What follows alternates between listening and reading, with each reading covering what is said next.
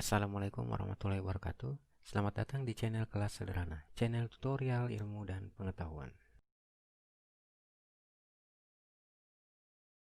Untuk lebih memperlancar praktek kita menggunakan fungsi if ini, kita tambah satu sheet terlebih dahulu.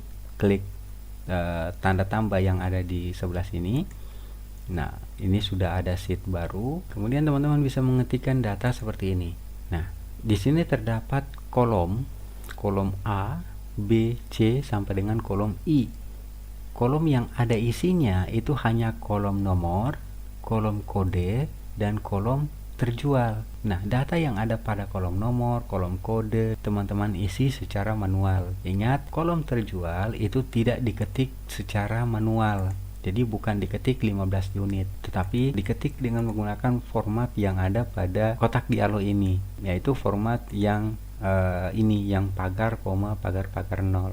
Nah, untuk cara membuat data ini sudah ada pada video kami sebelumnya. Nah, jadi di sini terdapat beberapa kolom yang kosong, yaitu kolom nama barang, kolom jenis barang, kolom harga barang, kolom total kotor, kolom diskon, dan kolom total bersih. Nah, di bawah dari tabel tersebut terdapat ketentuan untuk mengisi kolom nama barang yang kosong ini, maka teman-teman akan menggunakan kolom kode sebagai sel kuncinya. Jadi yang diwarnai dengan warna merah tersebut adalah sel kunci. Nah, kode AA, BB, dan kode CC itu ada pada kolom B. Maka teman-teman akan menggunakan kolom B sebagai sel kunci untuk mengisi kolom nama barang. Selanjutnya untuk kolom jenis barang. Untuk kolom jenis barang, teman-teman perhatikan pada ketentuannya.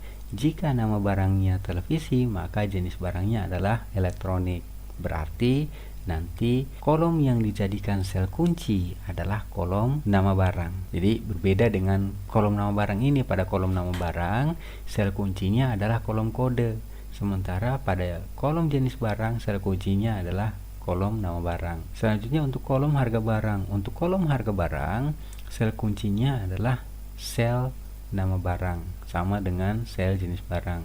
Dan untuk kolom diskon, sel kuncinya adalah sel jenis barang. Elektronik masuk pada kolom jenis barang. Nah, kita coba langsung praktekkan. Pertama kita klik sel pertama pada kolom nama barang. Teman-teman ketik tanda sama dengan if buka kurung. Nah, sel kuncinya adalah sel yang berisi kode, yaitu kode AA, kode BB, dan kode CC. Nah, kode AA, kode BB, dan kode CC itu bisa teman-teman temukan pada kolom B. Nah, baris pertama dari kolom B ini adalah B4. Berarti nanti sel kuncinya adalah sel B4. Apapun isi dari sel B4 tersebut, teman-teman tidak perlu lihat, teman-teman hanya perlu memperhatikan ketentuan yang ada di bawah. Jadi, teman-teman klik sel B4 atau diketikkan saja sel B kemudian beri angka 4. Jika sel B4 sama dengan isinya sama dengan tanda petik, ingat pada kolom kode ini berisi data label berupa huruf, berarti harus diapit dengan tanda petik.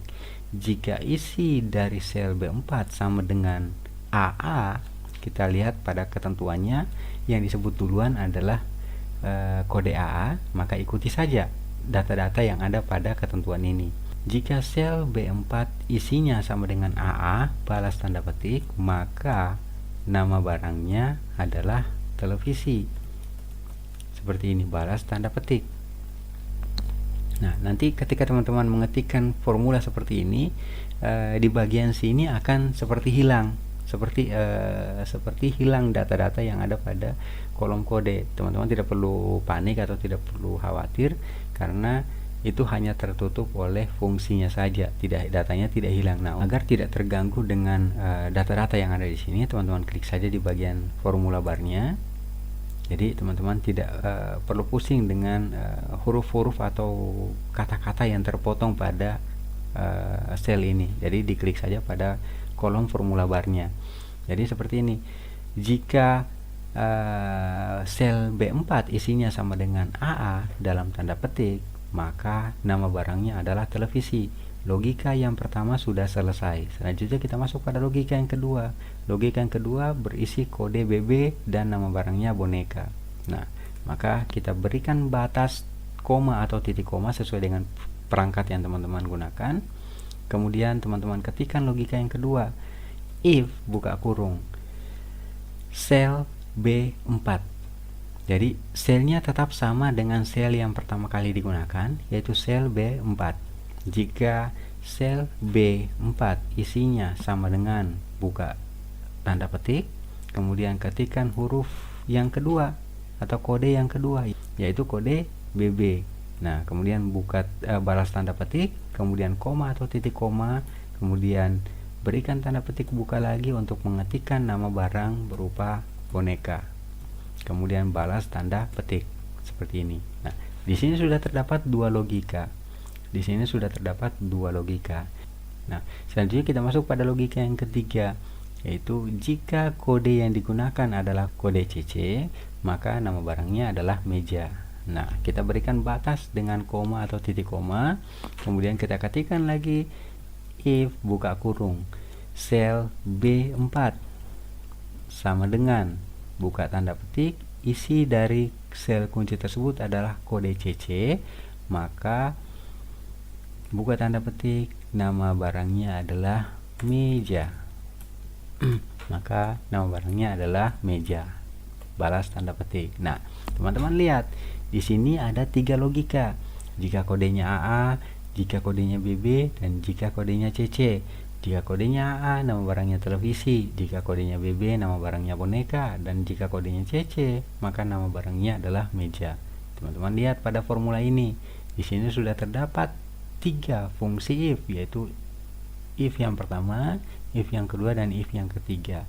Itu berarti untuk ketiga kode dan ketentuannya sudah selesai, atau ketiga logika yang harus digunakan pada kolom nama barang ini sudah terisi dengan sempurna. Selanjutnya teman-teman tekan enter atau balas kurung.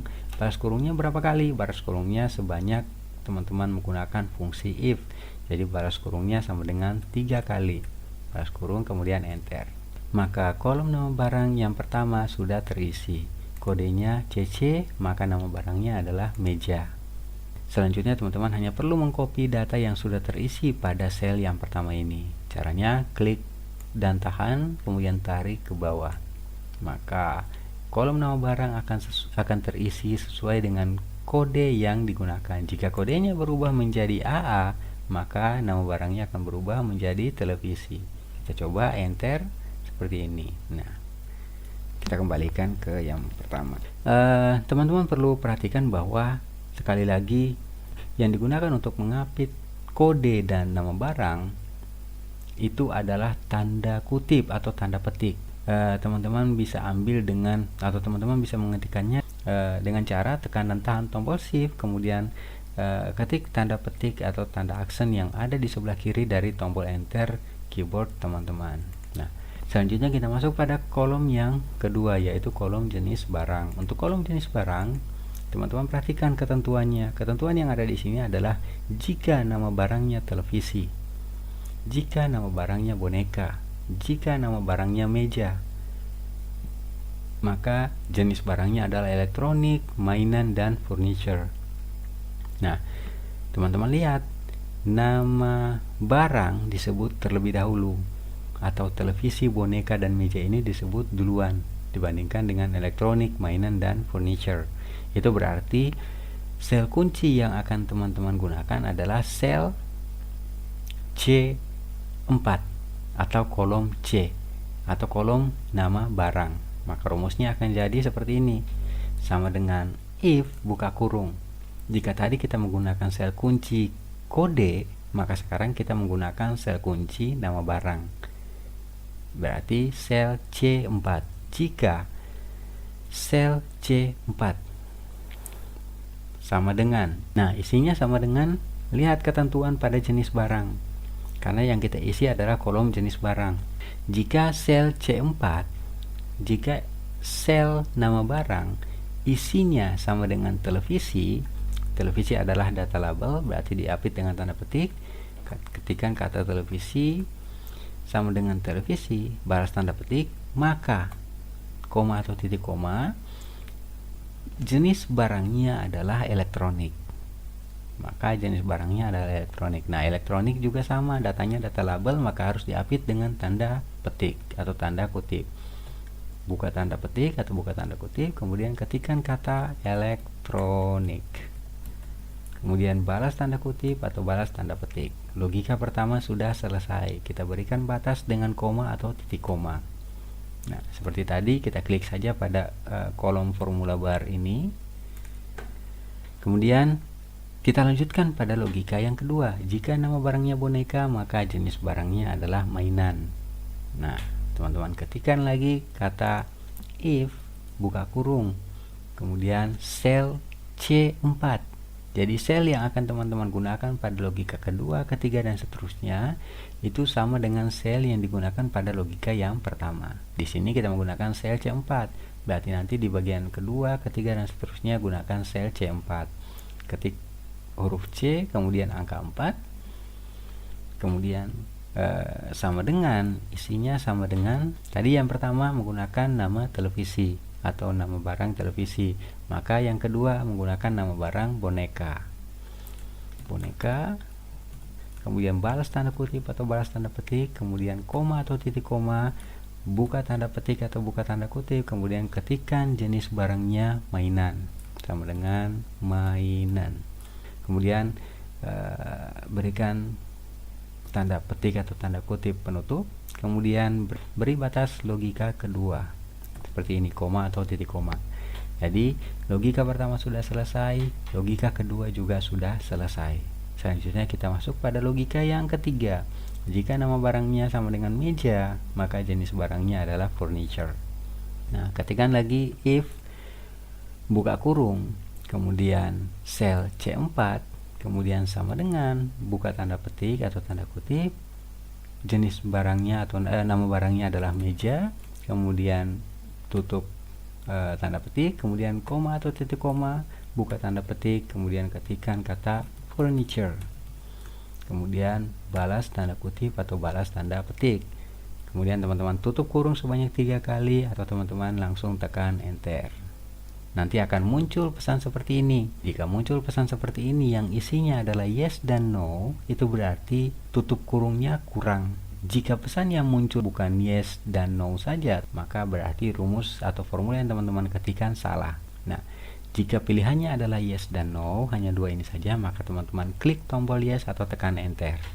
Maka isinya langsung akan muncul seperti ini. Itu berarti tanda balas kurungnya diisikan secara otomatis. Makanya tadi ditanya yes atau tidak, seperti itu. Itu berarti tutup kurungnya kurang, akan ditambahkan sendiri oleh sistem. Setelah selesai seperti ini, kemudian teman-teman klik dan tahan untuk sel pertamanya, furniture-nya, kemudian teman-teman tarik ke bawah, maka untuk kolom jenis barang pun akan terisi secara otomatis sesuai dengan ketentuan yang berlaku. Jika nama barangnya meja, maka jenis barangnya adalah furniture.